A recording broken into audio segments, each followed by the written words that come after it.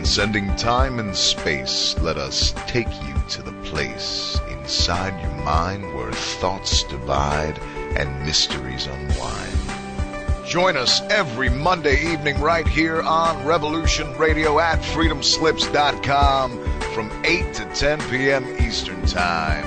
And you will catch the Fenton Perspective with our great host, Lorian Fenton.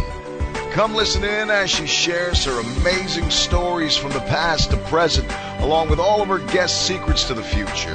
That's the Fenton Perspective every Monday evening right here from 8 to 10 p.m. Eastern Time, only on Revolution Radio. Oh, and you don't need to expect us. We're already here.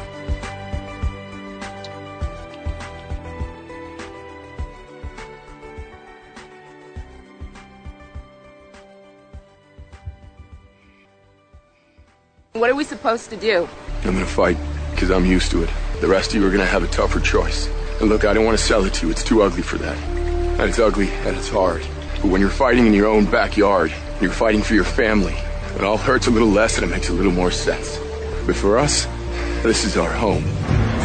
Even the tiniest flea can drive a big dog crazy.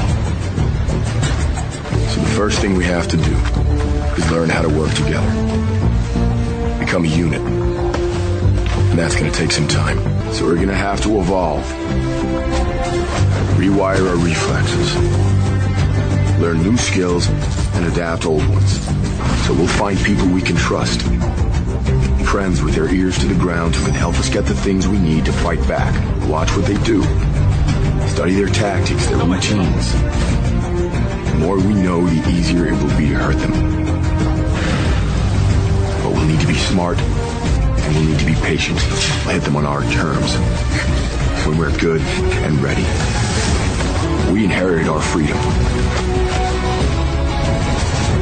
Now it's up to all of us to fight for it. Revolution Radio at freedomslips.com, where the fight begins and information never sleeps.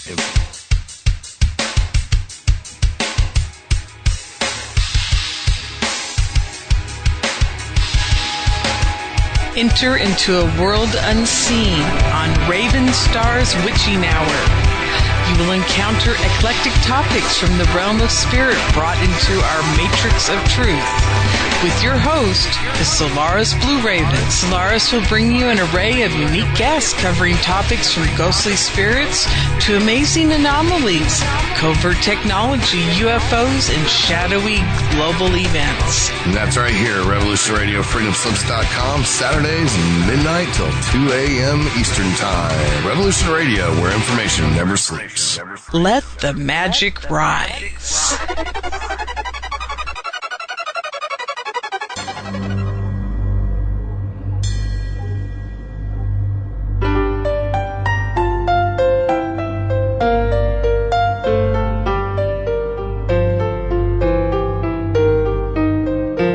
Did you ever feel that things were not quite right? That everything was just ever so slightly askew? Do you have, to paraphrase Morpheus, a splinter in your mind? If you're interested in hearing the latest information about UFOs, the paranormal, ancient cultures and structures, monatomic elements, longevity, fantastic discoveries in science, downloaded to your brain, then tune into us. Hi, I'm Dave. And I'm Mackie. And we are Shiny Side Out, Sundays 2 to 4 a.m. Eastern. See you then. Revolution Radio, freedomslips.com. You don't need to expect us. We're already here.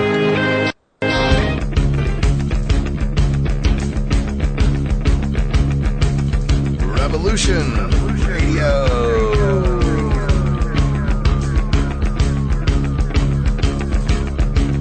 You're listening to Revolution Radio, freedomslips.com, 100% listener-supported radio, and now we return you to your host.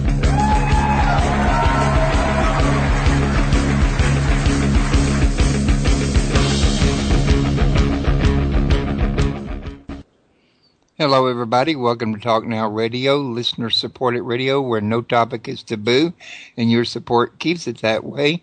Brought to you by Revolution Radio, listener-supported radio, where information never sleeps.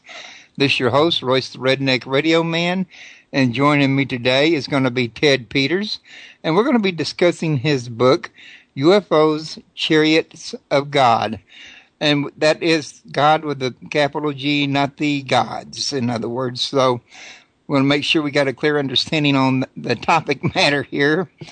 As you know, feel free to ask questions in the chat room. And this is Studio A, and the phone number is 347-688-2902. And if y'all have any more, want to learn more about Ted, he has a website at TedsTimelyTake.com. Yep, TedsTimelyTakes.com. Thank you. I was just getting to it on the page. Okay. My goof. I didn't have the page open and ready. Okay, but yeah, we got it. That's the important thing. At TedsTimelyTakes.com. Also, we've got a description of them on my front page of my site. After I get the show archived, that'll move into my video archive, and it'll be there for posterity, so to speak. So, Ted, how you doing today? Well, I'm doing fine, Royce. Thanks for having me on the air. Okay, thanks for coming. I've really been looking forward to this here show. Your book is, well, I would like to say very unique from most of the UFO books I've read. You actually break down the visitors in a unique way as far as the scientific visitor and the savior visitor and etc. I haven't made it all the way through your book to be able to tell exactly what your belief system on it is yet, because it's still kind of introductory. But maybe we can get to some of that while we're talking on the air here today. Well, what I do offer that is different from other people who write about the UFO phenomenon is that I really deal with perception and understanding and the cultural impact. And a UFO is by definition unidentified, and I think there's an objective prompt there, and we want to rush in to interpret what is going on. And so images begin to rise that maybe these are extraterrestrial visitors who are coming here for political reasons, perhaps to stop nuclear arms testing or to help us face the climate change crisis. Or they might be coming for scientific reasons because they want to do experiments and gain knowledge. After all, when Earth's astronauts went to the moon, what did? They played golf and they picked up some rocks and brought them home. And we want to bring home some soil samples from Mars. So maybe these extraterrestrials are coming here as scientists. And then a third possible reason is that maybe they're coming here as our benefactors, as our saviors, as those who are going to bring us some important knowledge, usually scientific or technological knowledge, but this knowledge will save us from self-destruction. So I call that the celestial savior model. And I think these models are at work kind of like picture frames. We look at the picture and then we picture of a UFO and then we frame it with one or another of these models. That's the way the book is structured, and I look at a lot of cases. I've done some personal interviews, and I try to offer an interpretation of the interpretations. Yeah, now this book is actually a redo of a prior book, isn't it? Yes, the first edition came out in 1977 called UFOs, God's Chariots, and I was responding then to the birth of the ancient astronaut theory that tried to explain the history of the human race in light of intervention from outer space. And I did a very thorough study of the UFO phenomenon, and that was just prior to the time that Spielberg put out his movie, Close Encounters of the Third Kind, which I thought was an authentic UFO movie. And in that 1977 book, I advanced the thesis that there are hidden religious dimensions to the UFO phenomenon, hopes that these extraterrestrials will bring us salvation, technological salvation, actually. And then things changed in the late 1980s and 90s. We started getting reports of very negative experiences with UFOs, abductions. And sometimes the abduction would include abuse and rape and the creation of hybrid children. And it looks so negative compared to what I had been tracking in terms of UFO abductions. UFO abductions prior to that were either neutral or they were bringing salvation. And now we had all this negativity. So I needed to expand my book in order to take into account these very negative experiences that people were claiming with UFO abductions. And so I created the fourth model in the book called the hybridizer, that is to say, to interpret the visitors from outer space as scientists trying to create a hybrid race, genetically mixed race of beings that includes spacelings and earthlings. And at any rate, so that's the reason for the lengthening of the book. And the UFO phenomenon gets a little more complex as each decade goes by, even though I don't think it has changed much in its fundamental nature. Yeah, I would tend to agree with that. But I'm really kind of getting ahead of myself. Usually most shows, the first thing I do is ask my guests to tell everybody what it was that interested them in their topic, and kind of, help the audience get a feel of you and where you're coming from. And I jumped right into the book. Well, that's just fine. After all, those who tune in just a little bit late, well, they can still start from the beginning, right? So, well, I grew up loving flying saucers and UFOs, and my mother and father were just reading book after book, and they would go to hear George Adamski give lectures about contacts with intelligent beings from Venus, and I just got excited just as an early teenager with this. And then, of course, I grew up. I put away what looked like childish things and eventually became a professor, and my area is theology, and especially the relationship between theology and science and culture. And the UFO phenomenon just kept coming back, and I thought, seemed to fit into all three. It sure does. Science, religion, and culture. And so I joined MUFON, became a UFO investigator. I've probably investigated 100 cases or so. I don't keep track. And, just unusual lights at night or daylight discs, but also some close encounters of the third kind, which are exciting. And I was able to watch people who have these very strange experiences, watch them go through an interpretive process, because as soon as you get hit with something that is anomalous or strange, you want to figure out what it means. And after a week or two after the incident, people kind of put together a structure of meaning, and that's what I was observing, and that's what I add to UFO investigation that most others have not looked at. Okay. Well, I know that you get into people's interpretation, that really excessively broadens the field of what you had to work with, because everybody's got a different view. Well, yes, there are a variety of views, and if we could talk about the UFO community, that would be UFO investigators as well as others who just enjoy the literature and come in with their own interests. It's a broad and inclusive community. The investigators I like to think of are nuts and bolts types. That is to say, they like to look and think of UFOs as craft, like our aircraft that are transporting UFOnauts from one planetary system to another. and find out what kind of a propulsion system they use and that sort of thing.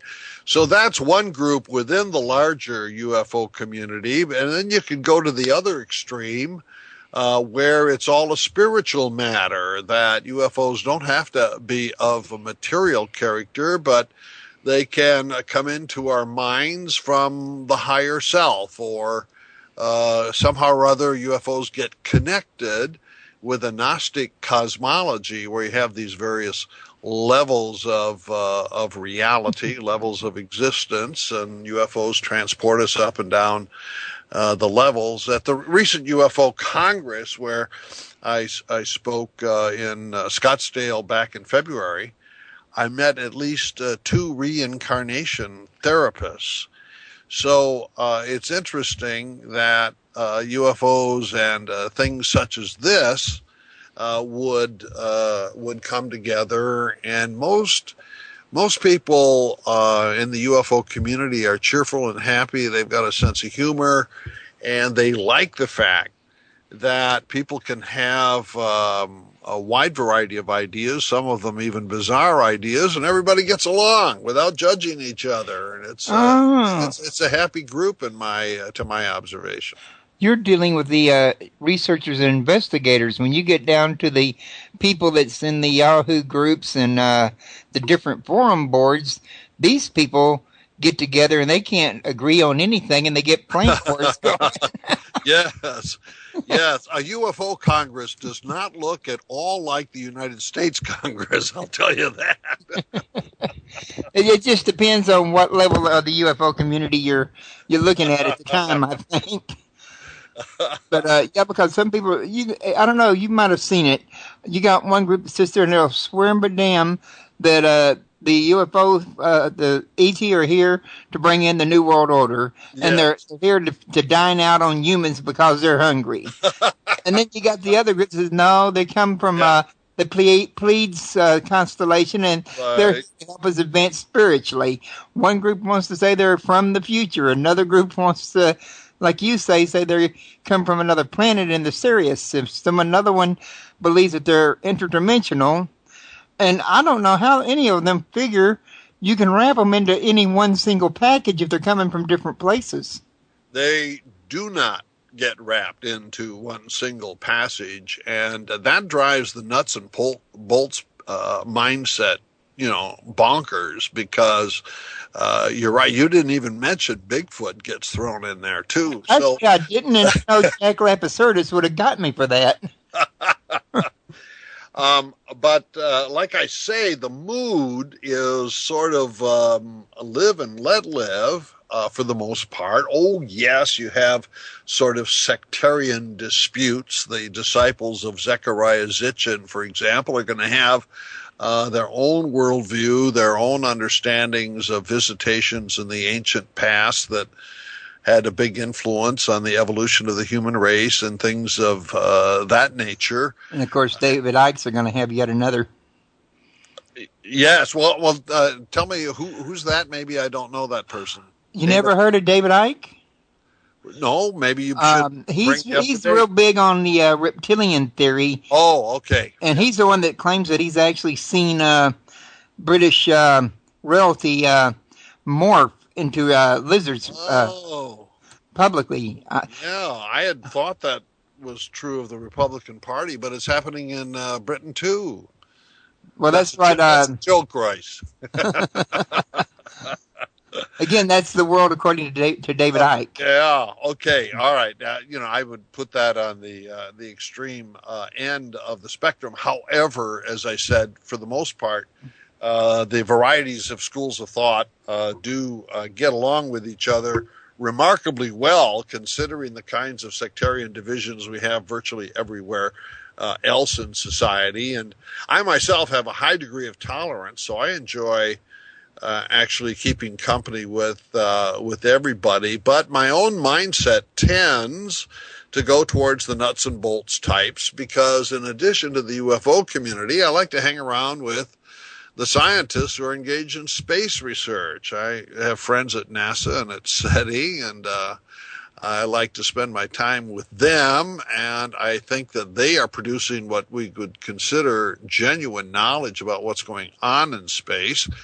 And they, of course, want to keep miles away from reptilian theorists or from spiritualists or reincarnation therapists, if they can. And away from religion.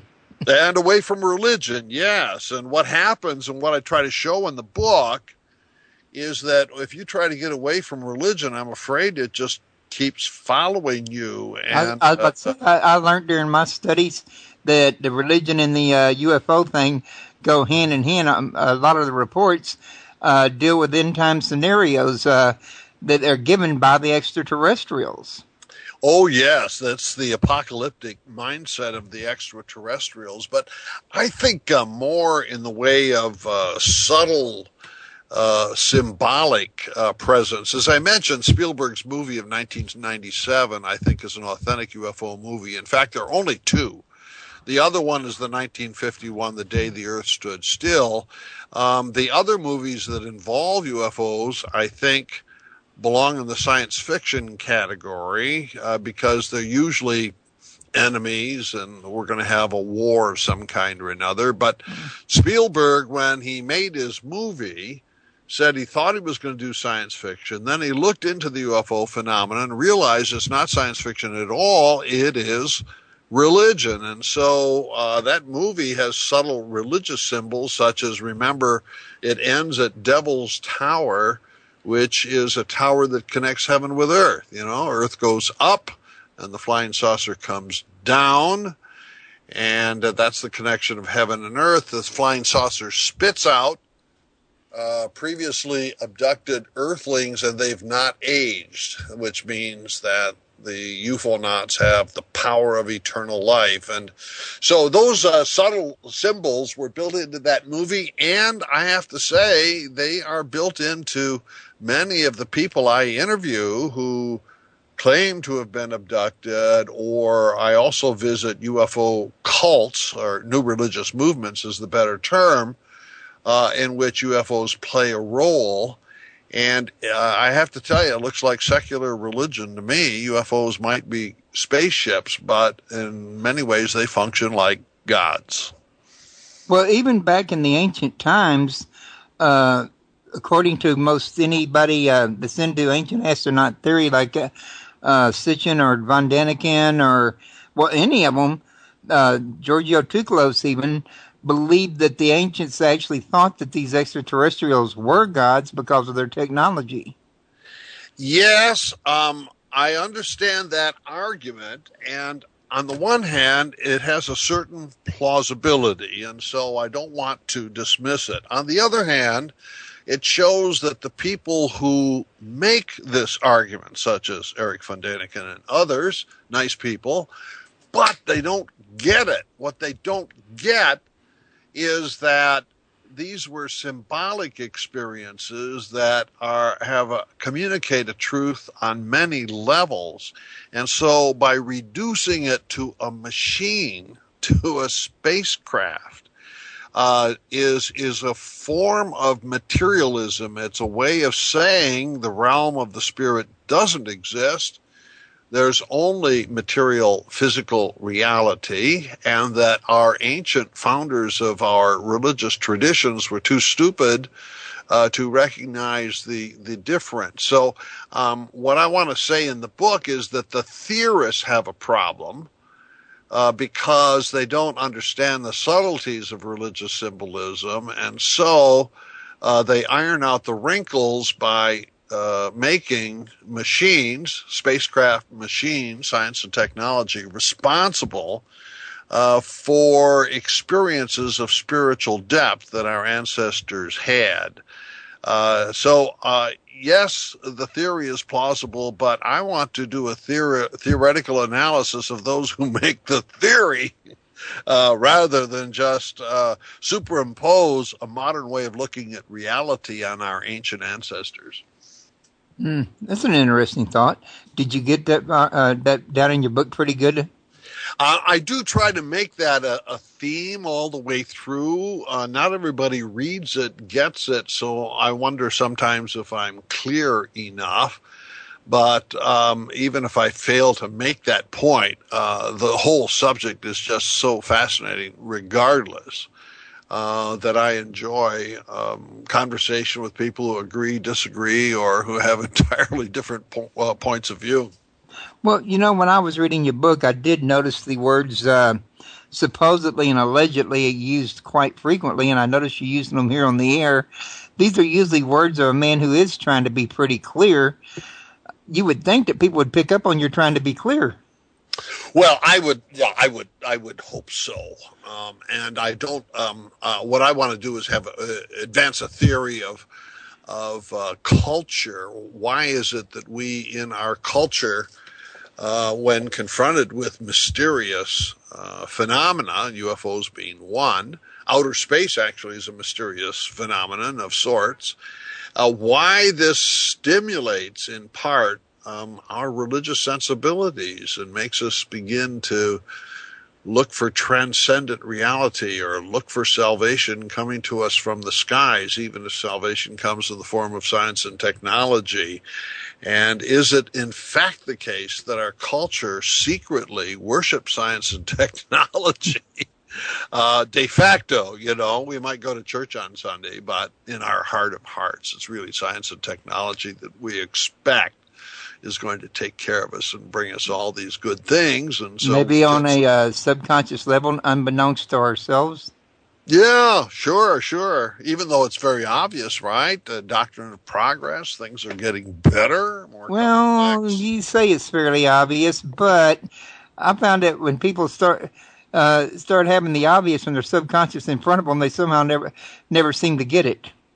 Well, that's true. We can look at something and not see it if our convictions are strong enough. Well, yeah, because as humans, we have a habit of convincing ourselves of things that really blur what reality is. In other words, we're convincing ourselves of things that the way we want them to be, not necessarily the way they really are. Yes, I've been reading recently on material having to do with the human brain and the neurosciences, and they're showing some experiments, Royce, that confirm exactly what you're saying, that they can have objectively right in front of a person a certain object, and they ask them to look for something else, and they don't see what's right in front of them simply because they're concentrating on something else. So that is part of the human condition, is that we don't see certain things because we want to see certain other things. We want things to be what we believe they should be. And, it's been my finding, Ted, that people, they read the Bible in much the same way. Oh, my, yes. In fact, I don't know of anybody who actually reads the whole Bible and gives every part of the Bible equal airtime. Yeah, that's right. We pick and choose. I do too. I've got my favorite passages, as most people do, and there's no way you could treat everything in the Bible equally. Well, that can get into a pretty ticklish things, and a lot of people think the Bible contradicts itself in certain places, and I would say it honestly does in some places, but sometimes they think it contradicts when it don't contradict, and they don't get it when it does contradict. Yeah, there are going to be contradictions, and some contradictions are more difficult to absorb than others, it would seem to me. I think some of the different accounts of Jesus' resurrection, for example, are so minor compared, to the main message. But the mindset of ancient Israel in its conquering of the Middle East is just sort of hard for modern peace-oriented sensibilities to absorb. So I do think it's important that we read the Bible with some spiritual discernment about what wholesome message it might have for us. Yeah, I think I would tend to agree with you. I mean, I don't care if the book has mistakes in it. It's got good in it, too. You can't just throw the baby away with the bathwater. Right. I mean, some people do. The minute they find out that it's not the perfect document that the church thought it to be, they want to throw it out there. Even theologians that's going to Bible college know better than that. Yeah, it's there's a certain fragility, Royce, that you might be pointing to if you grow up and you are told that the Bible is plenary inspired, it's word for word, dictated by the Holy Spirit or something like that, and then you begin to study it as a piece of literature and you see, well, you know, it's got variety and texture and many books put together over hundreds of years. There's going to be a certain, as the British would say, higgledy-piggledy, that is just up and down. And gotta love that terminology. Yes, it's a collection.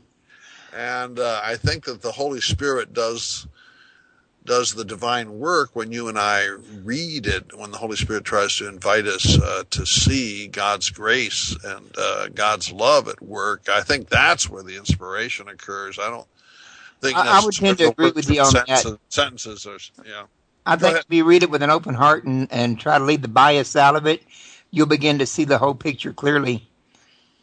It's just a matter that you got to get your biases out of the way first. Yes, that's what we use the word understanding for. To understand means you stand under. And so many prayers, Christian prayers, are to open our hearts and minds so that the Word of God can speak to us through the Bible. Yeah, I agree. Well, you know, coming back to your book now, I think it would help people out here if they had a clear understanding of what your position is with the UFO phenomena. Do you have a particular belief? Do you have more than one? Do you think that, you know, some are other dimensional and some are extraplanetary, or, you know, do you think they're all religious based, or do you think some are science, or what does Ted Peters, what does he actually come to as far as conclusions? Right. Well, quite frequently the media will ask me or ask you or anybody, do you believe in UFOs? And my standard answer is no, I believe in God, but I study UFOs. I think UFOs are an interesting piece of subject matter to study. So I do not put my faith in extraterrestrials, nor do I put it in science and technology. I put it in God. But to go on then to study, do I think that all UFOs are really IFOs, projects of somebody, products of somebody's projection or imagination? No, I think there really is an objective stimulus that we call the UFO. People really do see strange objects in the sky. They really do confront overwhelmingly powerful experiences. And I think that what I prefer to do is to keep the word unidentified in UFO underscored 3 or 4 times. We don't know for certain exactly what it is in its own right, but what we can know is what it is in relationship to you and me as a human who perceives it, who tries to interpret it, who tries to make meaning out of it. So that's my task. I also have a clear preference for the extraterrestrial hypothesis. I recognize that we do not yet have empirical evidence either in the UFO phenomenon or the kind of research that NASA and SETI does. We do not have convincing evidence that extraterrestrial life exists, whether that it don't, whether it's microbial or intelligent. But we can hope that it exists, and stay inspired to search for it. So in that regard, I strongly support the research projects of NASA and SETI, and that's why I support the nuts and bolts kind of investigation that MUFON and other UFO investigators engage in, because maybe we will be able to solve this mystery. But note that I clearly prefer the extraterrestrial hypothesis, largely for personal reasons. I'm not giving equal weight to interdimensionality or some of these more spiritual worldviews, that try to interpret them. Even though I find them interesting, I myself tend towards nuts and bolts. Okay. Now, I was just thinking about that there. So what kind of a role do you think that there might be in the future as far as the connection between UFOs and end-time scenario? I actually see no connection, and I recognize what you said earlier, that there are a number of UFO, actually you see it more in UFO cults or new religious movements than elsewhere, but there are those who try to connect the book of Revelation and the Bible or apocalyptic expectation with alien presence or alien invasion. Let me just say, I think that's an overinterpretation. I don't think the UFO phenomenon warrants our looking for apocalyptic connections. In part,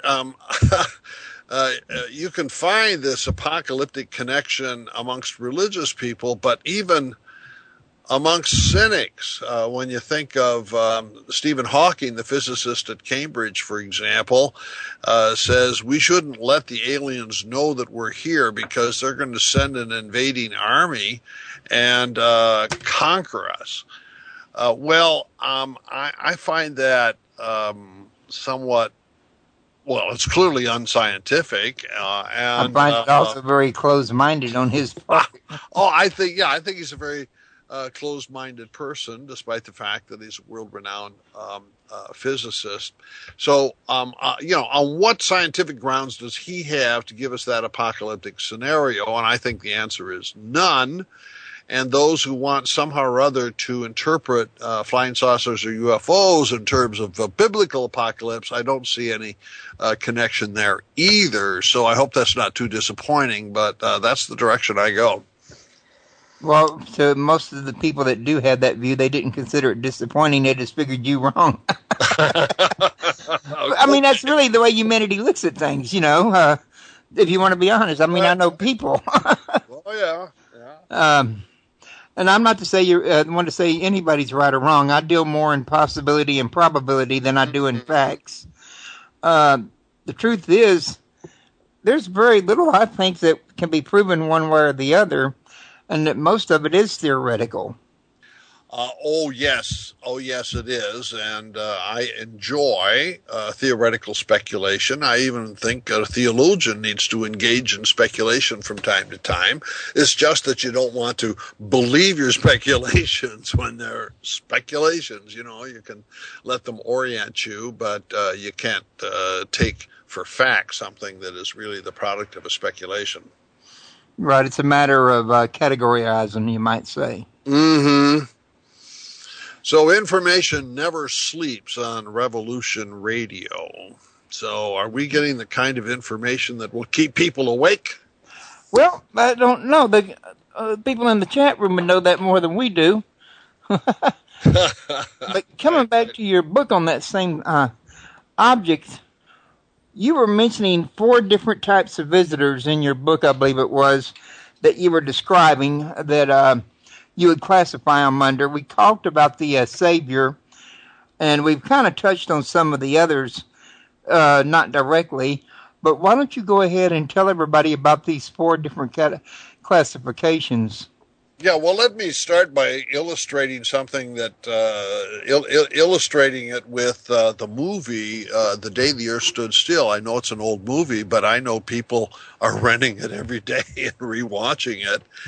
And if you may remember how that story goes, the flying saucer lands on the mall in Washington, and out steps a spaceling whose name is Klaatu. And one of the first things that happens is that a soldier shoots him. So already you're getting the message now. There is a visitor from the sky, from the heavens, enters the hostility of the human race. Well, what Klaatu wants to do is bring world peace. This is 1951. We're testing nuclear arms. There's been a big public debate as to whether or not these weapons should be internationalized or whether we should continue in the direction of what became then the Cold War. And what happens? The politicians cannot get together. Klaatu fails to get an international group of political leaders who will bring peace on earth. Okay, so he's an international diplomat, and that's my first model in the book, the international diplomat. And I know the movie is fiction, but the structures of this movie you'll see again and again in the decades that follow, where quite frequently in UFO abduction cases, the visitors from space will appear to be international diplomats. Okay, so in the movie now we have this failure to establish world peace through politics. Is there another way we could unite the world? Well, yes. The scientists represent a global community of intellectuals who put knowledge and truth above politics. So Klaatu organizes this gathering of scientists at the foot of the flying saucer, if you may remember, and as the camera pans over them, they're men and women of different races. There are Sikhs with their turbans, and so what you've been able to accomplish is that science can provide world unity in a way that politics cannot. And even, again, this is a fictional movie, but you're going to get this again and again in abduction reports in the 50s, but especially in the 60s and in the 70s, that they are scientists who have a plan for terrestrial unity that goes beyond what politics can deliver. Well, the final speech of the movie, The Day the Earth Stood Still, is so important because Klaatu gives us the warning that unless we stop the testing of nuclear arms, we are going to risk either destroying ourselves or so provoking those in outer space that they will destroy us. But we have the power to decide on behalf of world peace. So this is the religious dimension. Oh, there's nothing religious about the language, to be sure. But salvation from the threat of thermonuclear war is a worthy form of salvation. And I actually, even though I use the phrase celestial savior for Klaatu, he's actually a Gnostic redeemer. That is to say, he's delivering the knowledge that you and I on earth can employ in order to save ourselves from war. So in the book, what I do is I suggest that this movie actually had an influence on the UFO phenomenon. And when you get into the 1960s and 70s, and you talk with people who claim to have been abducted, you'll get these three elements: the political connotation, the scientific connotation, very heavy, and then a little bit of the religious connotation, or dimension, which usually has to do with world peace, but sometimes with healing, because these scientists from outer space fiddle with the bodies of our abductees, probing and this, that, and the next thing. And the suggestion is that they have the powers to heal human diseases, which is another form of salvation. So what I want to do is make the point that obliquely, subtly, in disguised form, these things which are very important to us in culture come to symbolic expression as people report their experiences with flying saucers. Okay. Now, one of the things that you were talking about in your book was celestial chariots and terrestrial pseudoscience. I haven't made it that far yet, but I did see the title of the chapter. Maybe you could tell us a little something about how those two are connected. Well, pseudoscience it appears in two ways. One, it refers to those who are outside the scientific establishment. And in the second way, it applies to those who are inside the scientific establishment. First of all, the outsiders are the ancient astronaut theorists, beginning with Erich von Däniken, but picking up with many disciples in the decades following, who take a look at ancient phenomenon, at the rise of human civilization, 3,000-4,000 BC or something like that, and try to show the possibility, if not the probability, that we got jump-started by advanced science and technology coming from outer space. Usually these arguments are very weak. I've had my students rush to the library to see if they could prove that extraterrestrials were needed to build the pyramids in Egypt. Well, they found out that the instructions on how to build a pyramid are written right on the inside. In fact, even the history of the architect and the construction is all there. So there really wasn't any need for an extraterrestrial technology to build the pyramids. And a little bit of research would have shown that. So I think the lack of investigation is what I would call pseudoscience, because we have this very popular theory. By the way, I love watching the History 2 channel, just like so many other people do. But there's a lot of pseudoscience in there. But my second category, and it's a lot more fun, is what happens with establishment science. And I give a lot of attention to the Condon Report, which, as you may recall, yes, I noticed that, was a government-funded research report headed by a professor of chemistry at the University of Colorado named Edward Condon. And Condon bragged about how scientific this was going to be, and he collected data, as any good scientist would do, and he put it all together in this 900-page report.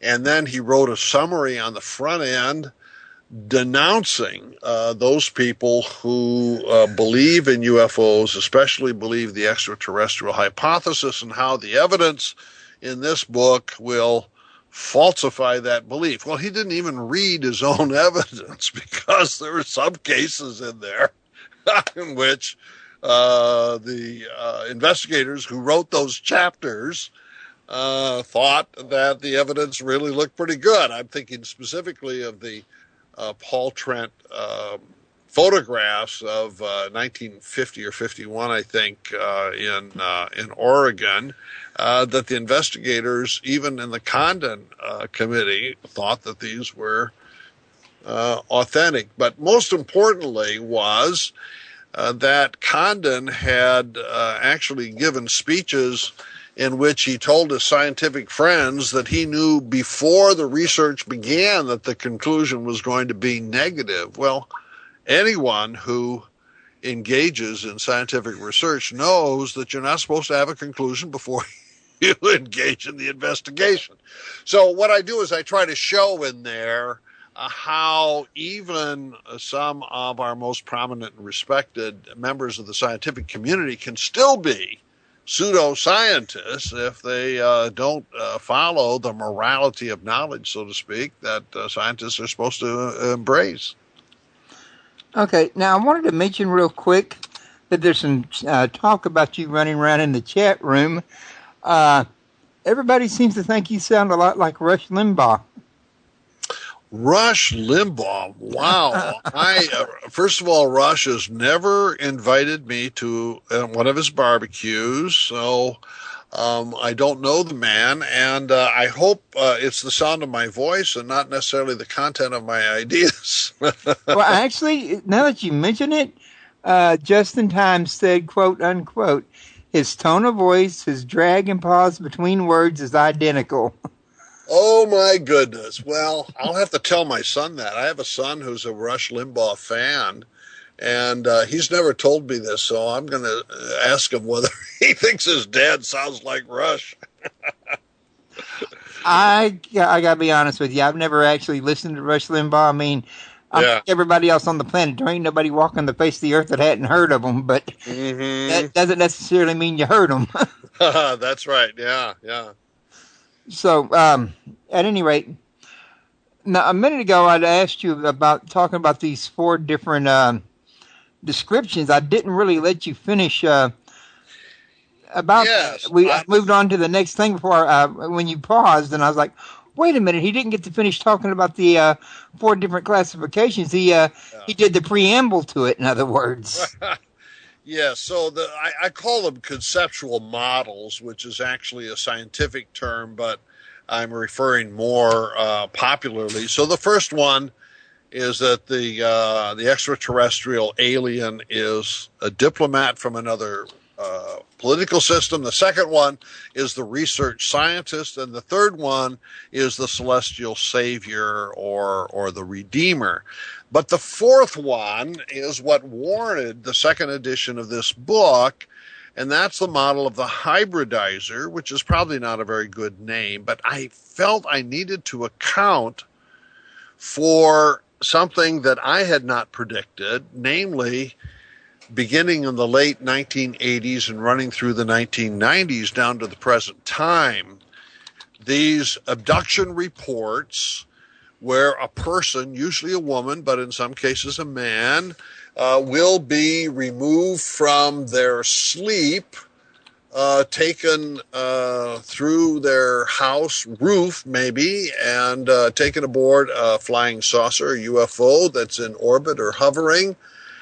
And there they meet the Greys. The Greys are described usually as sort of feelingless, objective, scientists of some sort or another. And the Greys are busy, like orderlies in a hospital room, laying the abductee out, engaging in an investigation of the body in one form or another. Sex organs draw special attention. Reproduction, mainly it's not erotic, it's really for reproductive interests that the sex organs are studied. And then in some cases a rape takes place, or perhaps non-intercourse way of dealing with eggs and sperm. Pregnancy may occur. Abductions are multiple, and in some cases you end up with this hybrid baby, and some women report that they're abducted in order to show how a mother loves and nurtures this hybrid baby. Evidently, those Greys, because they're so scientific, don't have the feelings that a mother has, and that they're almost learning from human motherhood some traits. Well, what is important for my investigation is that those people who claim this kind of an abduction initially feel that it's really negative. They don't want to get abducted. They don't want to get abused. They don't want to get sexually abused. All of this is done against their will. They may not get hurt, may not get physically hurt, but that they feel that their lives are so badly disrupted. So all of this negativity comes pouring through, and I just have to say, in light of my previous investigations, which I'd summarized in 1977, this looked anomalous, because prior to that, most abduction reports were either positive or neutral. And now we've got the negative one. So I needed to investigate that in the book. I needed to share with the readers how I thought this could be in continuity or discontinuity with UFOs over the 40 years previously. So that's my fourth model, the hybridizer. Well, listen, I was just thinking about this here. Somebody mentioned in the chat room, kind of brought it back to my mind about implants. Or no, you brought it to my mind when you mentioned their genitals, for example. This reminded me that I've had Daryl Sims, the alien hunter, on my show, and Nigel Colonel on my show, and some other people that have all reported that the Greys didn't have any kind of genitalia, leading them to believe they were automatrons. But that made me stop and think about Daryl Sims used to work with a guy that was supposedly removing alien implants from people, and that reminded me there that I wanted to ask you what you thought about people who have these alien implants. That is there another way you can account for them besides extraterrestrial? I've spoken with a person who also claims to remove alien implants, not Daryl Sims, but somebody else. So I think I know what you're talking about. In the book, I spend a fair amount of time on the case of Charles Hickson and Calvin Parker in Pascagoula, Mississippi, and I interviewed Charles Hickson repeatedly. He claimed that they actually had given him an implant, and this implant was a transmitter, and his and my conversation would be listened to by aliens in a hovering craft. Well, I asked Charlie if we could, do an X-ray and take a look at that implant. Well, it's not going to show up on an X-ray, he said. So I don't know how one would surgically remove it. Let me just say that I know of other cases, third hand only, of implant removals, and I can't really say that I've got a judgment that would add anything to other people's opinions. Okay, everybody, we're going to be back here in about 5 minutes or so. This is now break time we're going into. Get you some more coffee or make an egg call or whatever. We'll see you in a little bit.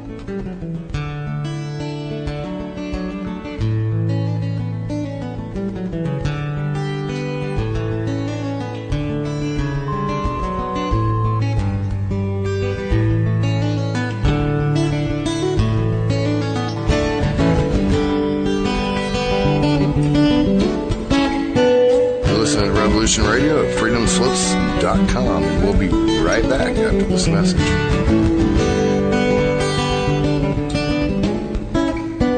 Hello, I'm Benjamin. And I'm Jasmine. We are inner tour guides with black belts in the art of self-awareness and how to live a passionate life. We love talking with you about what you have and what you want. More importantly, we want to explore with you how to bridge the gap between that wanting and bring it right back to the having. So what are your hopes, dreams, and desires? Is it money, love, success, health, wealth, or something even more specific? Let us guide you through the exciting adventure of turning what you want into what you have. Come join in the conversation on our show, The Inner Revolution. We look forward to exploring with you.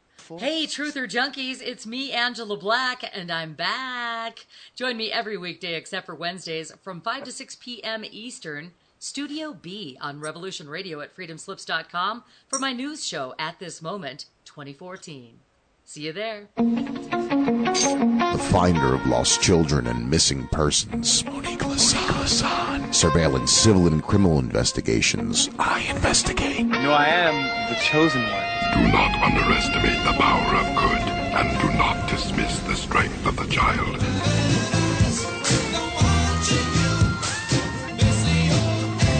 Yeah, Yes, every Wednesday evening on Revolution Radio, come join our very own investigatrix, Monique Lasan, with her private X-Files. So you're the finder of lost children? Private X-Files, every Wednesday from 10 to midnight Eastern, Studio B, on Revolution Radio at freedomslips.com. I realize it's very hard for you to take in, but it's your destiny to find the golden child. Will you fight? No! We will run! And we will live! Shame on you! This could be the greatest night of our lives. But you're gonna let it be the worst. And I guarantee a week won't go by in your life you won't regret walking out, letting them get the best of you. Well, I'm not going home. We've got too far! And I'm gonna stay right here and fight for this lost cause. A day may come when the courage of men fails, but it is not this day. The line must be drawn here. This far, no farther. I'm not saying it's gonna be easy. You're gonna work harder than you ever worked before. But that's fine, we'll just get tougher with it. If a person grits his teeth and shows real determination, failure is not an option. That's how winning is done. Believe me when I say we can break this army here. And win just one for the Gipper. But I say to you, what every warrior has known since the beginning of time. You've got to get mad. I mean plumb mad dog mean. If you would be free men, then you must fight to fulfill that promise. Let us cut out their living guts 1 inch at a time. and they will know what we can do! Let no man forget how menacing we are. We are lions. You're like a big bear, man. This is your time. Seize the day. Never surrender. Victory or death. That's the Chicago. Who's with me? Clap! Clap! Give a team guy! Clap! All right, let's fly. And gentlemen in England, now abed, shall No, my name is the Lord. But I tell our enemies that they may take our lives, but they'll never take our Independence Day.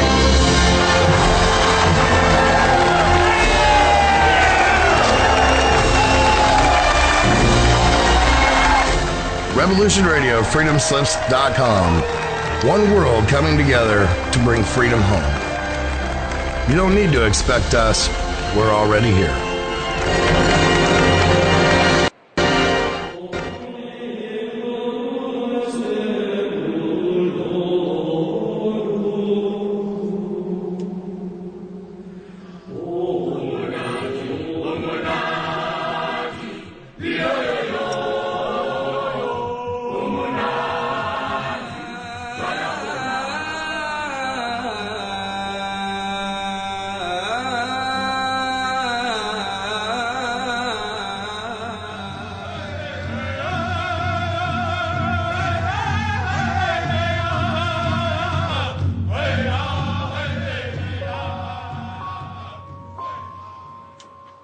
Join Revolution Radio every Wednesday, 8 p.m. Eastern Time on Studio B for Momentary Zen with host Zen Garcia at freedomslips.com, the People Station.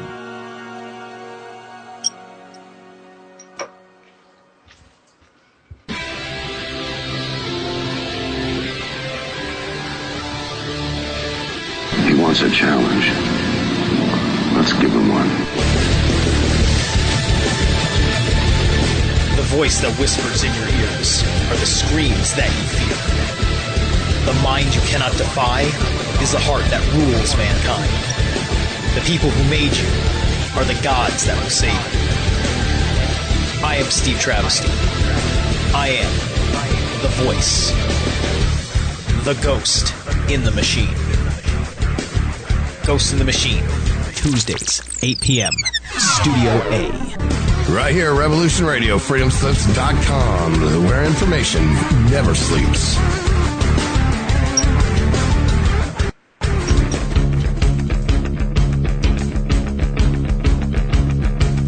Revolution Radio.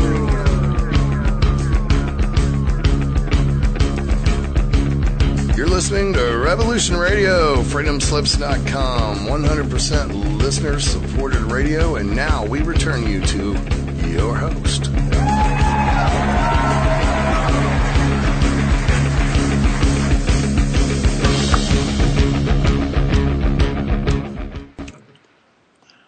Okay, everybody, welcome back. And as y'all are aware by now, we are talking to Ted Peters about his book, UFOs, Chariots of God.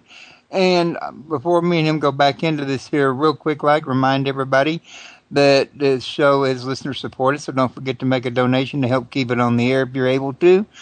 And where we left off at, Ted, we were talking about implants and having them surgically removed.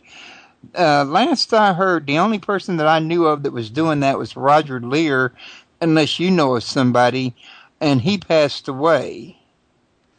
No, I don't. I'm afraid I can't be of much help there, Royce. Yeah, so it'd be kind of hard to find out what his findings were unless somebody took up his work, and I can look into that. Mm-hmm. But I had actually heard tell that he had actually removed some. I guess actually I could get a hold of Daryl Sims and ask him, because he would probably know more than anybody. Well, that might be a good idea. I have to say that implants is not an item that I investigated as I prepared this book. Yeah, that would probably might want to look into that, because it may cause you to want to do a revision further down the road yet again. Well, I'm interested in every aspect of the UFO phenomenon, to be sure, but as you're aware, it's rather large, and there are many aspects of it that no one individual can cover. I do know from some of my interviews with UFO experiencers, who will claim that the voice of a UFOnaut will actually speak to them in their own minds. Now, whether this would be connected or disconnected to an implant, I'm not certain. But, let me just say that those are the kinds of reports that we have to take a look at and try to assess and incorporate. Okay. Now, what are some of the other things that you investigate in your book, as well as the different types in science and religion? I mean, what can you tell us about the book that you want to make sure everybody knows about, that's going to be you think it's going to be of interest to them? The key value of this book, which makes it different from others, is to show how religion or religious sensibilities can get disguised and translated into what appears to be scientific language and scientific thinking. That even though it may appear that religion is being marginalized in our society, religious needs or religious yearnings or religious desires don't go away. And they come back in disguised or translated form in scientific language, and that is very visible in the UFO phenomenon, but to a lesser extent is still visible amongst SETI scientists in the SETI project. I'm convinced that SETI scientists do awfully good science, but they have a vision of what extraterrestrial intelligent creatures are like that it pretty well matches the vision that you find in the UFO community. Allegedly, they have evolved longer than we have. Well, just think about that for a minute. What is evolution? Frequently, they believe that evolution includes the origin of life, so that on other planets, life evolved from non-life, but a close look will show that the theory of evolution does not explain how you get from non-life to life. Charles Darwin said at least 4 times in his book on the origin of species, I have no idea how life began. All I'm explaining is the origin of species, not the origin of life. So that's an item there, that somehow or other we would believe that life would evolve from non-life elsewhere in the universe. That's not really scientific in the sense we don't have a scientific theory to explain it. So it belongs in what I call the myth category. And then the next one is that evolution is progressive. Well, here on Earth, we have intelligent human beings running around, right? So therefore, evolution tends towards increased complexity, increased intelligence.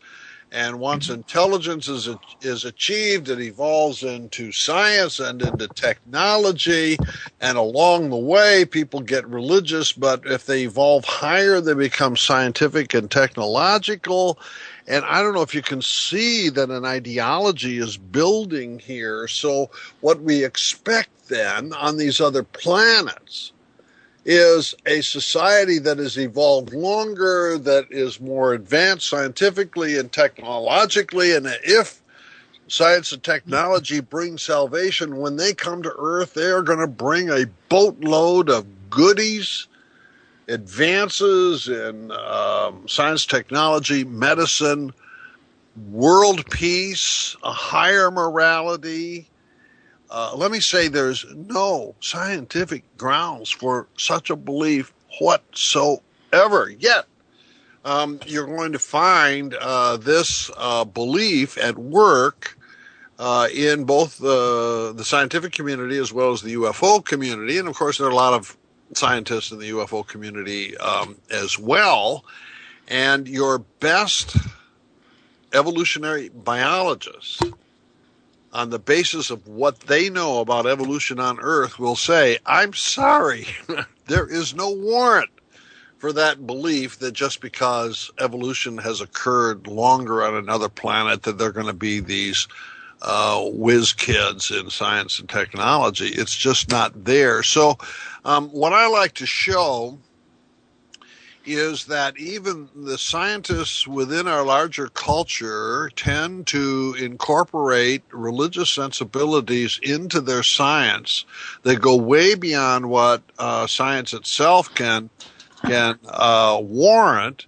And now we've got this story about extraterrestrial saviors coming to Earth with their science and technology to save us from our primitive competition and warfare and things of that nature. So that's a theme in this book that I think I develop further than other people. I'm not the only one to think this way. There are some scholars in the new religious movements field who think this way, but this is the most comprehensive treatment that I know of that looks at the UFO phenomenon in light of the larger cultural context to make these arguments.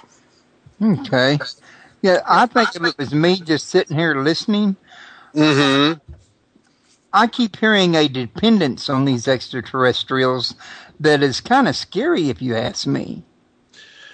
Well, I think what it is, it's a dependence on science and technology, and then we just imaginatively export this to outer space so that they end up, if they're more highly evolved than we are, they end up with a superior science and technology which could save us. So in that sense, yes, it's a dependence. And getting back to the 1950s, we were unable to solve the problem of nuclear war. Thank God that no bombs have gone off, but we certainly didn't have control over the political competition. And so we hope that maybe this political problem could have a scientific solution. Curious. But that is the logic with which we work in our culture. And Carl Sagan was one, the astronomer from Cornell University who did the first Cosmos series. He was one who really promulgated this myth. He said that on these other planets, we can imagine a humanoid race evolving to the point of having nuclear weapons, then finding the secret for peace. and then evolving further. He called it adolescence. We here on Earth are in our adolescence, but those extraterrestrials, they're mature. And so they've gotten through the bottleneck of the threat of nuclear self-destruction, and whatever they have learned and whatever they have accomplished, they can share with us before we blow ourselves up. I just want to say Carl Sagan was a respected scientist, but that's not science. I mean, that's secular religion. And he has an anthropology that says human beings on Earth are self-destructive, and he has a doctrine of salvation, namely science and technology from another planet will save us from self-destruction. And all of this is in a pretend world of science. And one of the points I want to make in the book is that this belief structure, I call it a myth, this belief structure is something you can find at work, both in the UFO community and in the scientific community. And that leads me then to my recommendation is that they should invite each other to their respective barbecues, because right now the scientists tend to go to their own barbecues, and the ufologists, they go to their own barbecues, but they've got a lot in common. Well, that's another thing that I've noticed is that these groups, they go hang out with the people that agree with them, and they never get a chance to interact with people that disagree. And there's really nothing to gain by hanging around people who agree with you. You're all on the, you're singing to the choir. You need to be with the people who disagree with you. Well, that's the way truth moves forward, and actually science, when it's healthy, actually includes that kind of debate over disagreement within it as it advances. But it takes open minds as well as information that never sleeps. Information that never sleeps. You were listening to the break time music. Actually, probably also paid attention when I said it earlier on. Or did I? Yes. Yeah, I think I did. Right. That's right. It's a good motto. So, do you think there's any kind of a situation going on here that you're seeing in people, especially, say, people in the church that maybe get disappointed with what they're finding in church and are reaching out to UFOs and other sources for fulfillment? Yes, I don't want to overstate the case, but yes, George Noory, one of your fellow radio broadcasters, was speaking at the UFO Congress in Scottsdale this past February. There were about 800 people in the audience, and he asked how many believe in UFOs. And I looked around, I thought I saw about 600 hands go up. Without batting an eye, he said, how many believe in God? And about 200 hands went up. So I consider that a ratio of, 3 to 1. So what's going on here? First of all, Royce, you're correct in observing there are a number of people in our churches who are disappointed these days and are leaving. They protest by being absent. And when they leave, I don't think they lose their religious sensibilities or their concern for ultimacy. And in many cases, they don't lose their compassion and concern for the welfare of others. But they look for other arenas, other places where the religious yearnings and spiritual yearnings and things can come to expression. UFO, the UFO community, frankly, is a place where you can do that. And I think there are many, many other places in our society in which you can have substitute religion as well. And again, I don't want to accidentally reduce the UFO phenomenon to be nothing more than a substitute religion. Not at all. There really is, as I said, something objective which is prompting our reaction. I just call it unidentified. But yes, there is a certain extent that belief in UFOs is a form of substitute religion for the one I left behind. Yeah, and that's something else about that. I mentioned dependencies earlier. Is bear in mind, I used to teach Sunday school. My dad was a preacher. My whole family's Christian. I hear things when I'm in church all the time, when I'm around the family, things that are constantly repeated, like giving all your problems to God, take all your problems to Jesus. Right. This is the same thing about depending on God and Jesus to take care of all your problems for you. We get the same kind of theory. The space aliens are going to bring us salvation. They're going to bring us technology. They're going to end our war. There seems to be what's causing this yearning for religion and for other things is looking for a mommy and daddy to take care of your problems for you instead of doing it yourself. To me, it seems that way. Well, I would agree with you, Royce, at least 50% with regard to impersonal things such as world peace and the threat of self-destruction, either through war or through environmental degradation.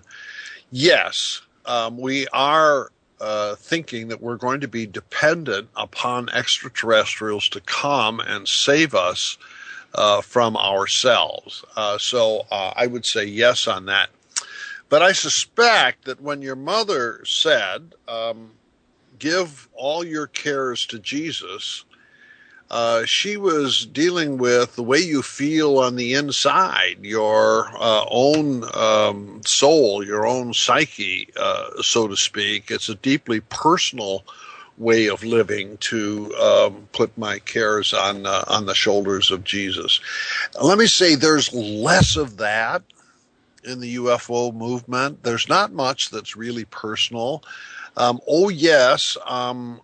There are psychics and others who do come in to the UFO movement.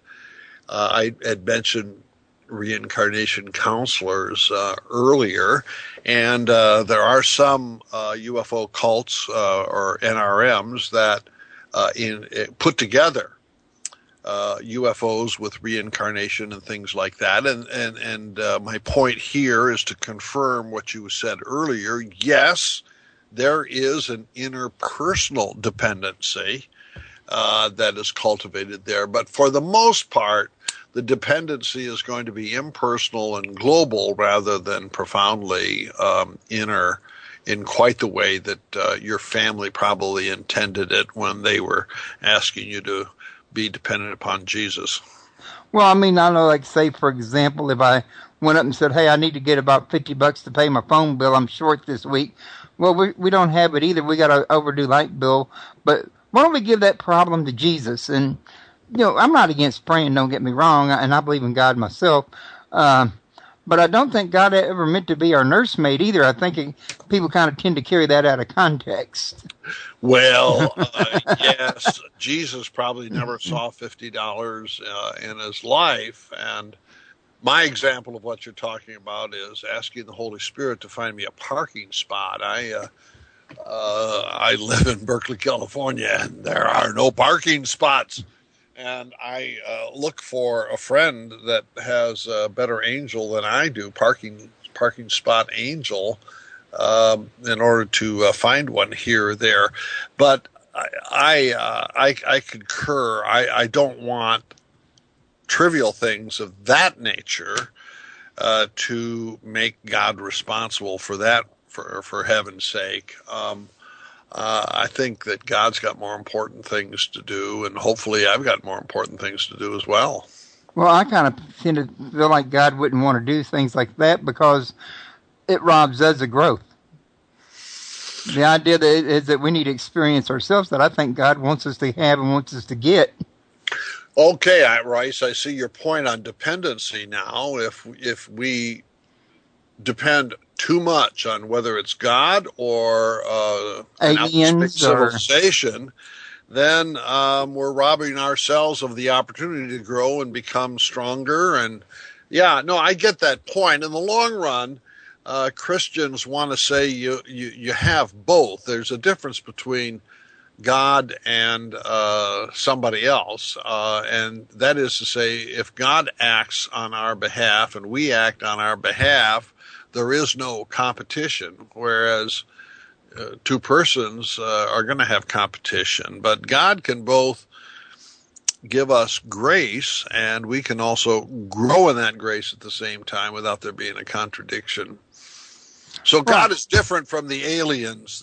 Oh, yeah, I understand that. That's not what I meant. Yeah. But what I am saying is because, you're interested in reviewing this, and you're writing about this in your book. Did you ever wonder about where the people stood in this here particular situation when they was actually, looking to, extraterrestrials to cover this kind of stuff instead of looking to God or looking to themselves? Or, because let's face it, if they think the aliens are going to bring salvation, or even God's going to do it, then where do we have an opportunity to sit there and say, I'm not going to study war no more? Well, that is part of the genius, I think, of the fictional movie that I mentioned earlier, The Day the Earth Stood Still in 1951, because when Klaatu leaves, he says that we have to make the decision as to whether or not we're going to live in peace or not. Somebody needs to be responsible.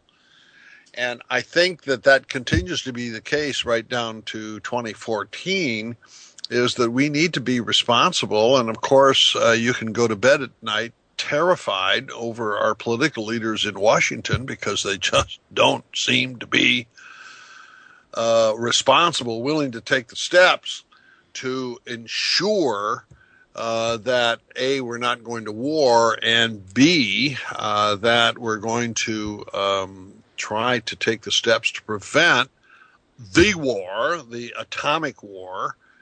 So it goes on decade after decade, but the responsibility clearly is on the shoulders of the Earthlings, and we can't really ask the Spacelings to do this for us. I would tend to agree with you on that one. If you go looking elsewhere, then you're likely not to get very many of your problems solved. And I think there would be a danger that people could actually be misled away from God, putting too much dependency on sources from outer space. Oh, yeah, that's right. As much as I share a hope, I hope it's true that there really is an advanced extraterrestrial civilization. I hope it's true that they come with a boatload of goodies, scientific and technological goodies for us. I hope all that's true. But it's not scientific. And secondly, I agree with you, Royce, that I don't want my hope for that pie in the sky by and by to eviscerate my own energy and zeal for trying to make this world a better place as you and I live in it on a day-to-day basis. Yeah. Don't get me wrong. If E.T. showed up on the White House lawn tomorrow and says, we can help you out with this, this, and this, I'm not saying I'm going to be dumb and unfriendly and rude and say, no, thank you, I don't need you. No, I'm not saying there's anything wrong with actually accepting help. What I am saying, though, is, when you're accepting help from other people, you can carry that too far. I'm with you, Royce, on that one. And I think a lot of people do tend to. You ever see somebody that the more you did for them, the more they let you do for them? Yeah. That's a disease, isn't it? Yeah. Yeah, it seems to be pretty much a disease. So, yeah, I was beginning to wonder about that because, like I said, I didn't read enough of it to really see how far you'd gotten. I'd gotten up to about page 105 so far, give or take. I'm glad you did that. Well, I read it as much as I am able to read it. You got to bear in mind that a lot of times I fall asleep while I'm reading because I don't sleep good at night all the time because of my lungs. Well, I am sure, Royce, that you didn't fall asleep reading UFOs, God's Chariots now. And if you did, you could lie about it a little bit. No. I didn't miss anything. When I started nodding off, I'd get up and walk around and go get water and come back and read it a little bit later. Yeah. I understand that one. But what I am saying is it does tend to slow you down a little bit. Oh, yeah. I make sure I don't miss any of my reading. Even if I nod off, I make sure I get myself woke up and come back to it. Because you never know. Information is power, man, and you don't want to miss any. Well, it certainly is, and this information it needs to be put together in ways that are meaningful and, as you suggested, even powerful. And I attempt in this book to help you and me and those in our wider society to understand ourselves better. And when we see something going on, such as a controversy over the government conspiracy to withhold UFO information, or that these abduction reports seem to suggest that people are in danger of being taken aboard a UFO against their will, or that we get reports from abductees that these aliens really are giving us a prophetic warning that unless we put away our nuclear weapons and unless we take care of our planet, unless this, unless that, that we're going to experience destruction. Now, in that sense, Royce, there is an apocalyptic tone to the UFO phenomenon. It's not quite as specific as somebody who would interpret the book of Revelation, but there is a prophetic voice at work here, whether it comes directly from UFOs or whether it comes from human interpretation of UFOs. It's still just like the prophets of ancient Israel saying, unless we repent from our violent ways and our self-destructive ways, we're going to reap what we sow. Reap what we sow, exactly. So, the book has the title UFOs, God's Chariots. And in that sense, I want to say, yes, they are God's chariots. Yes, they are, because like Isaiah and Jeremiah in the Bible, they are saying that unless we repent, and I mean now in a large political and cultural sense, unless we repent, we're going to have a harvest from the seeds that we have sown, and we're not going to like it. Yeah. Humans are really strange about setting up things they don't want and then whining and crying when they actually receive it. Yeah, that's right. Well, if you didn't want it, why'd you create it? But that's humans for you. I heard a preacher one time say, be careful what you pray for because you might get it. Actually, I used to have that same old saying. I used to also say, be careful what you ask me. I might actually tell you. But, yeah, one of the things you also got to stop and think about, if you ask me, is let's just say that people are getting these prophetic warnings from ET, and they are being abducted, and they're being told to de-arm themselves or destroy themselves. Then you don't really have any guarantees. But what they're telling you the truth, but they have their own agenda to get your weapons down so they can destroy you. That is an interesting logic that you raise there, and that fits under the first model in the book, the interplanetary diplomat, the interstellar diplomat, because the question we would need to ask, and this is a very rational question, is do we need to treat an extraterrestrial civilization on the model of the way we treat other countries? So should the United States treat ETI the same way we treat Putin and Russia? And right now, we don't have enough information to know whether that's the case. And most people in the first 30 or 40 years of the UFO phenomenon who claim to have direct contact with extraterrestrials claim that that we don't need to protect ourselves because they've got our planetary welfare on the front of their mind. With the exception here of these prophetic voices, as I've just mentioned, but even in the case of prophecy, the prophetic ufonauts, they certainly weren't trying to conquer Earth in the same way that Russia tries to conquer Crimea or something like that.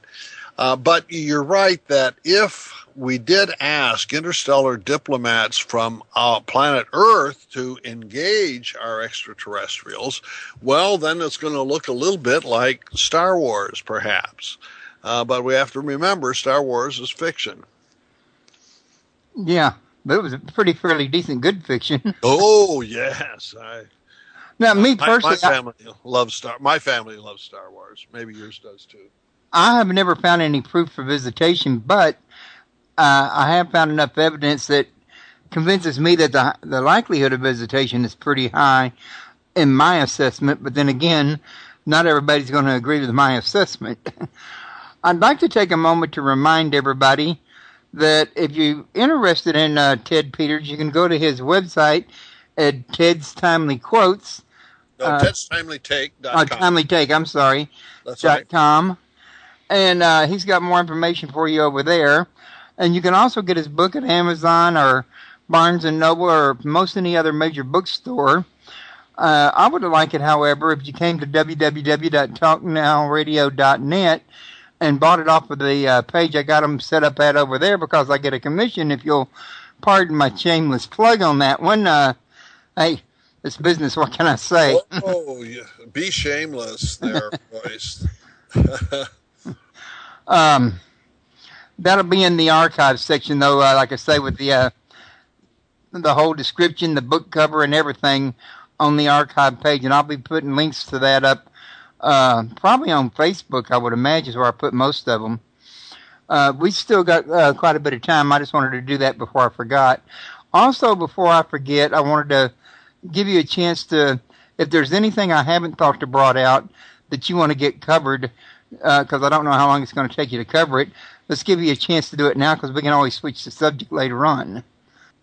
Well, Royce, I think I've made my important points, but I would like to reiterate that I think the subject matter of ufology is fascinating and interesting, and I have enjoyed it since I was a kid, and many of the people that I run into in the field also have enjoyed it since they were young. It's also the case that a lot of people engaged in UFO research have had a UFO experience of their own, and this experience was life-changing, or at least life-reorienting in many cases.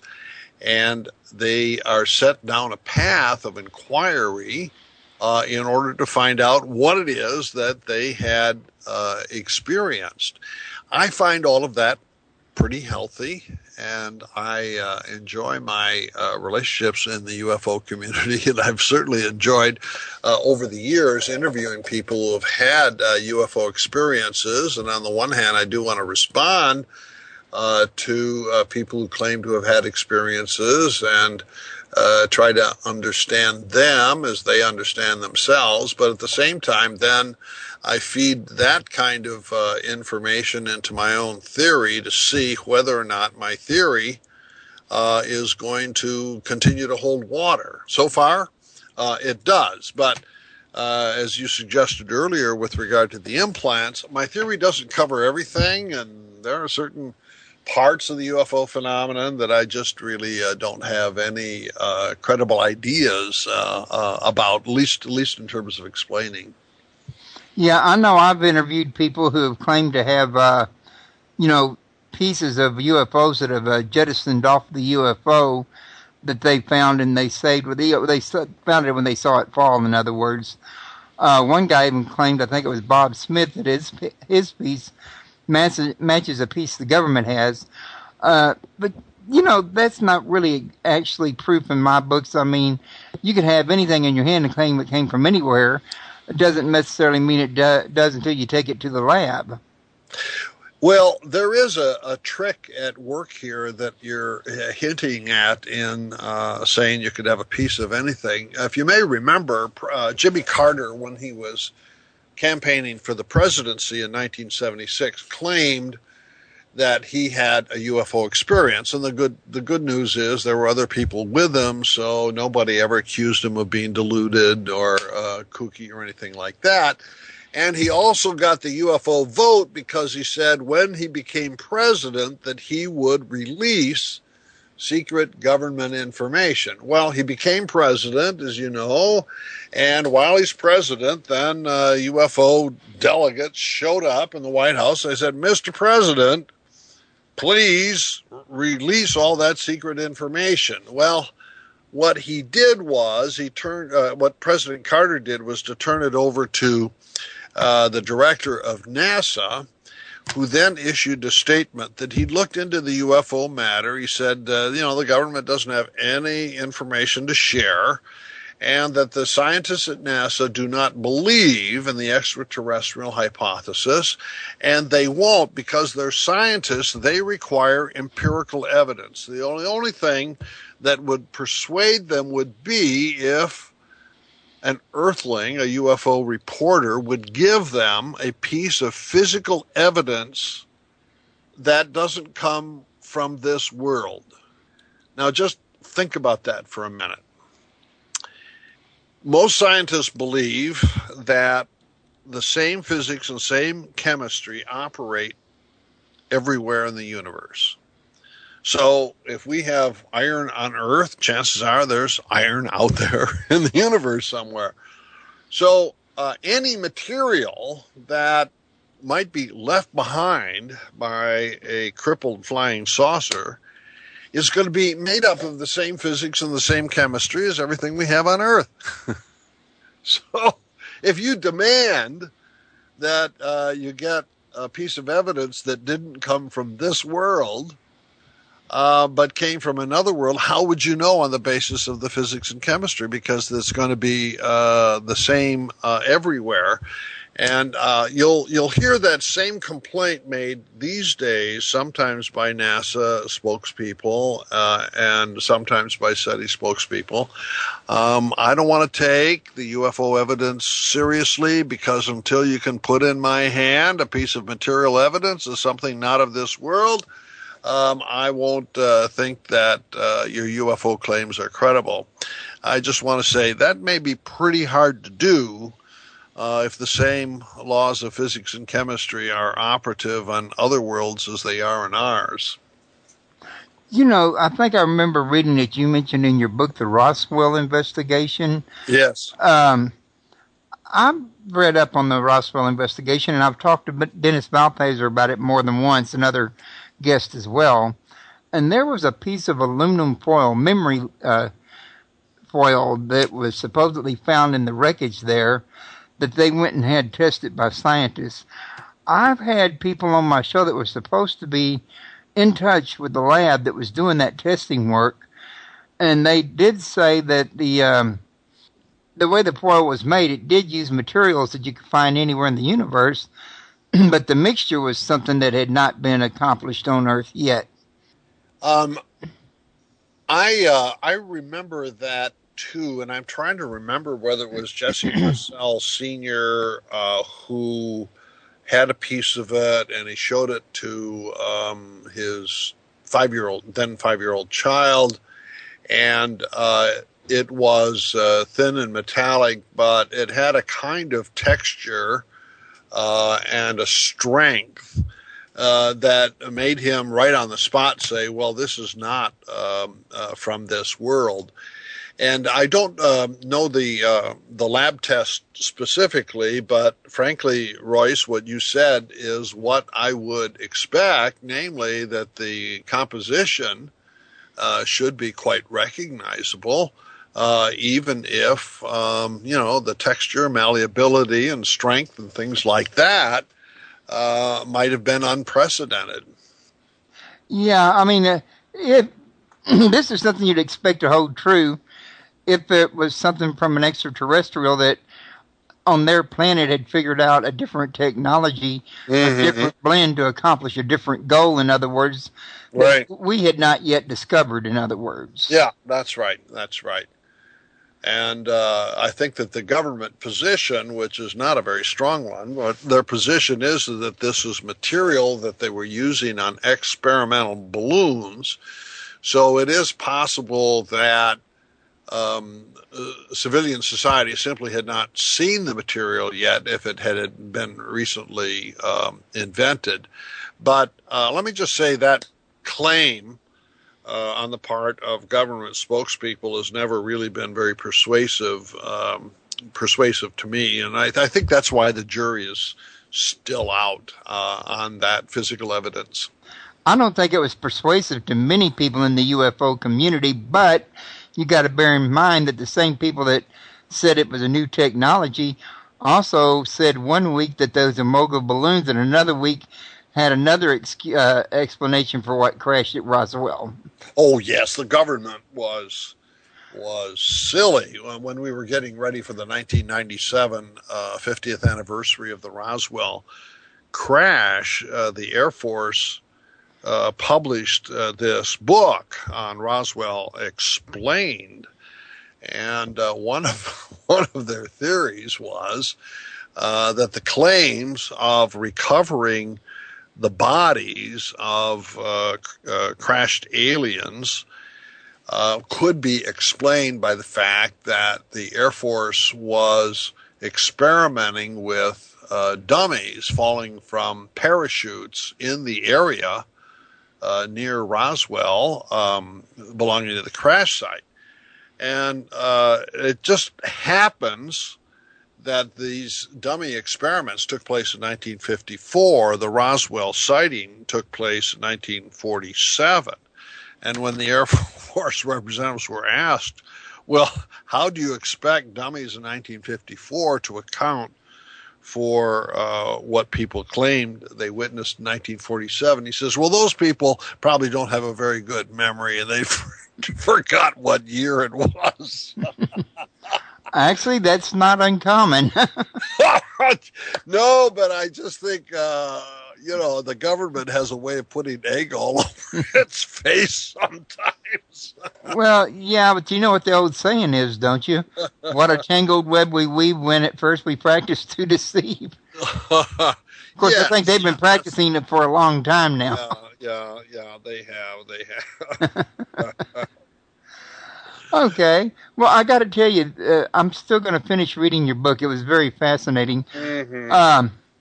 Is there any other things, though, like last-minute thoughts you'd like to get out there and throw them out on the table? Well, I don't know how much time I've got, but I wanted to share with your listeners, if they happen to really be following the abduction cases, I do lay out a theory about what might be responsible for those negative abduction cases in the late 80s and early 90s. It'll take me a couple minutes. Go ahead. Yeah, okay. I thought we still got about 10 minutes, roughly. Okay, all right, good. Well, let me share this with your listeners, and then they can begin to see whether or not this is plausible. One of the interesting observations I make is that the idea of hypnotic regression to retrieve forgotten memories actually originated within the UFO phenomenon. It has to do with the Betty and Barney Hill abduction case of 1962. And in 1965, Benjamin Simon, who was a psychiatrist in Boston, used hypnotic regression on both Betty Hill and Barney Hill in order to retrieve the data, the facts of their abduction experience. Well, following that evidently successful use of hypnotic regression, it became widely used in UFO investigation to hypnotically regress people with profound UFO experiences. And all through the 60s and 70s, Leo Sprinkle and others used this technique. And what's important is that it's a technique that was cultivated by the UFO researchers. 1980, things change. In 1980, a book is published called Michelle Remembers, and the psychiatrist here is a guy named Pazder, P-A-Z-D-E-R, and his patient is a young girl who didn't have a UFO experience, but rather she experienced sexual abuse and satanic ritual abuse as a young girl.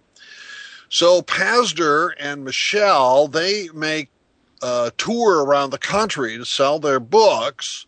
And now we have hypnotic regression used to retrieve forgotten memories of sexual abuse and satanic ritual abuse. So that's 1980 and 81.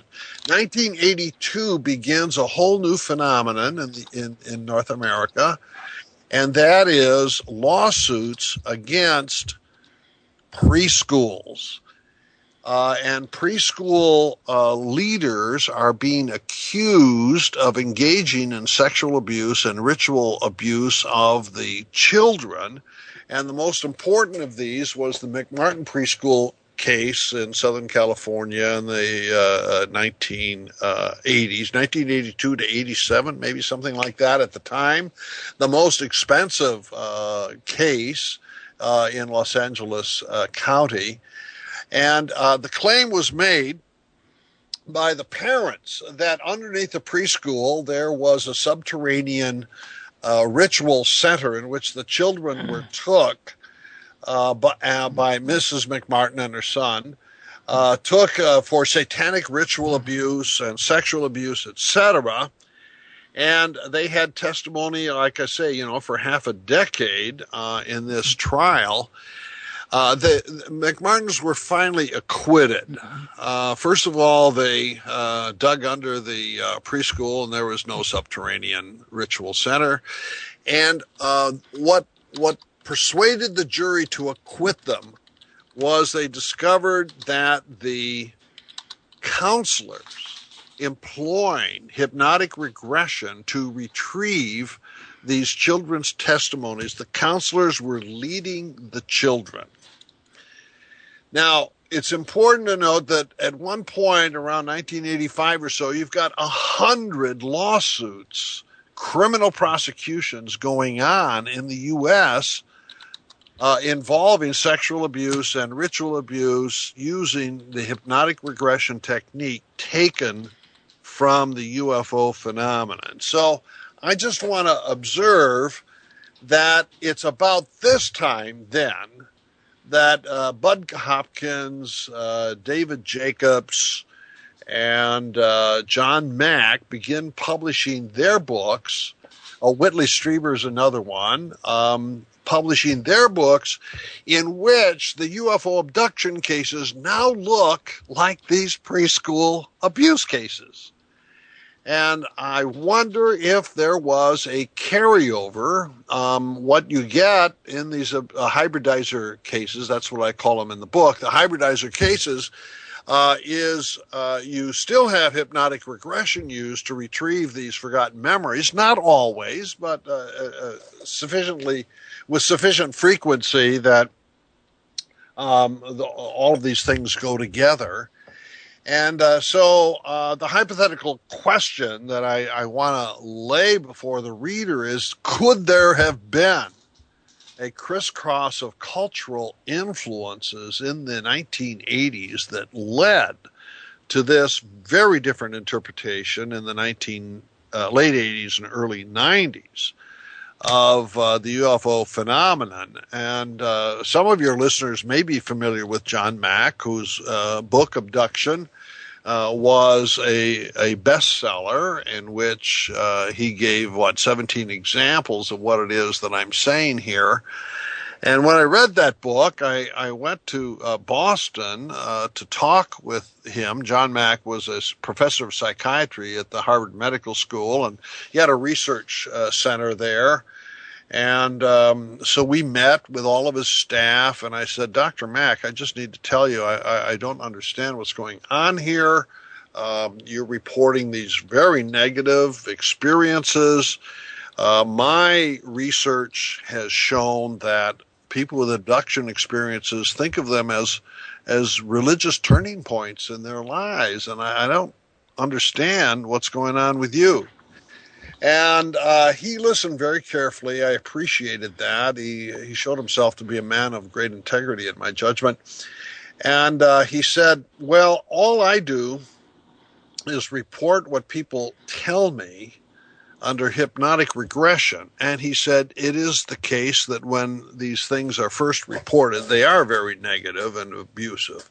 But he said in time, as they reflect on them, they look more and more like you described, Dr. Peters, more and more like a religious turning point. And when John Mack wrote his second book in the late 1990s, he did stress this. So there was kind of a meeting of the two different ways of looking at things that I got from my conversation with Dr. Mack, and I report that here in the book. Be that as it may, you can see what I'm doing here. I'm trying to track the UFO phenomenon as a phenomenon over the decades, just to see how there is an interaction between the raw UFO stimulus and then the cultural interpretations that we rely on for understanding what the meaning of it all is. Maybe you could perhaps put a note up on your website that you'd like to start taking interviews like Kathleen Martin does, and you might be surprised what kind of reports you get when you interview the actual abductees yourself. Yeah, right. Right. Yes. Okay. I mean, the good news is I've had some personal interviews. I could certainly do some more, but I've had some personal interviews, and so with abductees of both types, by the way. And it's a mystery, and trying to get this stuff all corralled in a way that we get at least even a partial explanation requires a lot of effort. Yeah, that is definitely true. I show it's 2:55, so I feel pretty sure they're fixing to interrupt me with their music. Before they get a chance, let me try to slide this in real quick, everybody. Please come visit me this Saturday at 1 p.m. Central Time, which is about the same time the show starts here on Thursdays, in case you're in a different time zone. I'll be interviewing David J. Brown on his book, The New Science of Psychedelics, and I expect it to be a very promising interview, and I'd love to have everybody there. Don't forget, in order to chat, you have to join the site, and I recommend you do it before Saturday gets here, because you have to get a confirmation email and, verify that, you do have the right email and that, so that we know we're not getting spam bots, in other words. So please go get a membership. It's free, don't cost anything, and we'll hope to see you there. Don't forget, Ted's Timely Takes is his website. He can get his book at any Barnes & Noble or Amazon or major bookseller. And again, would love to see you get the book from my website, since I get a commission. I want to thank you, Ted, for coming on the show. You've been a very fascinating guest, and I've really enjoyed talking to you. Well, Royce, it's been a pleasure, and I wish you and Talk Now Radio, I wish you all the best. Thank you, Ted. I really appreciate that, and I hear our music starting to come on right there. So I will call this one here a quits, and I got your email, and you got mine. Let's stay in touch. All right, Royce. Best wishes. Bye-bye. Bye-bye.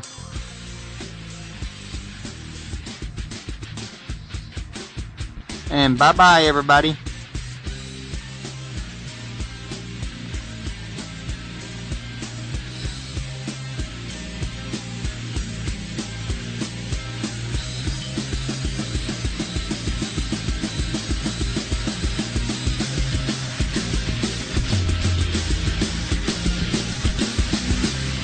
Listening to Revolution Radio. What are we supposed to do? I'm gonna fight, because I'm used to it. The rest of you are gonna have a tougher choice.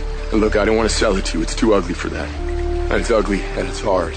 But when you're fighting in your own backyard, and you're fighting for your family, it all hurts a little less and it makes a little more sense. But for us, this is our home. Even the tiniest flea can drive a big dog crazy. So the first thing we have to do is learn how to work together. Become a unit. And that's going to take some time. So we're going to have to evolve. Rewire our reflexes. Learn new skills and adapt old ones. So we'll find people we can trust. Friends with their ears to the ground who can help us get the things we need to fight back. Watch what they do. Study their tactics, their routines. The more we know, the easier it will be to hurt them. But we'll need to be smart, and we'll need to be patient.